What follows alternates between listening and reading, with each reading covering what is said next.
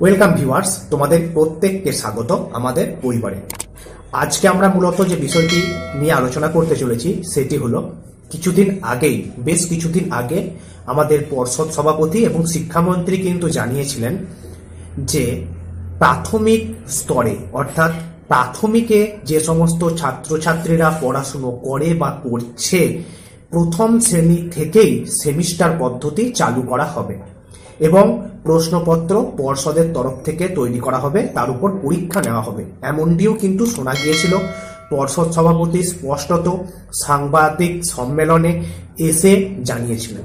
কিন্তু এই যে সেমিস্টার পদ্ধতি প্রাথমিকে শুরু করা উচিত কি উচিত না, প্রাথমিক স্তরের ছাত্রছাত্রীদের উপর এত চাপ বৃদ্ধি করা কি সঠিক হবে কি হবে না, সেই নিয়ে দ্বিধার সৃষ্টি হয়েছিল।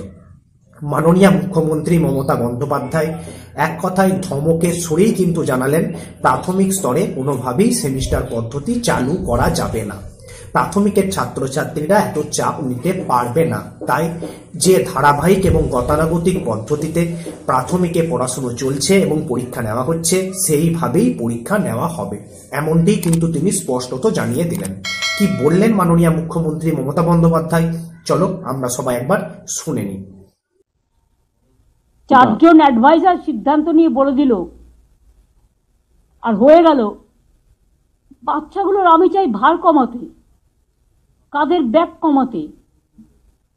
ওদের যদি আমরা ভার বাড়িয়ে দিই, এমনিতেই পড়াশোনার ভার এখন খুব বেশি, ওইটুকু বাচ্চারা কথা বলতেই পারে না, টুইঙ্কেল টুইঙ্কেল লিটল স্টার বলতে পারে না। তাদের পড়ানো হয়, শেখানো হয়, সেমিস্টার বলবে।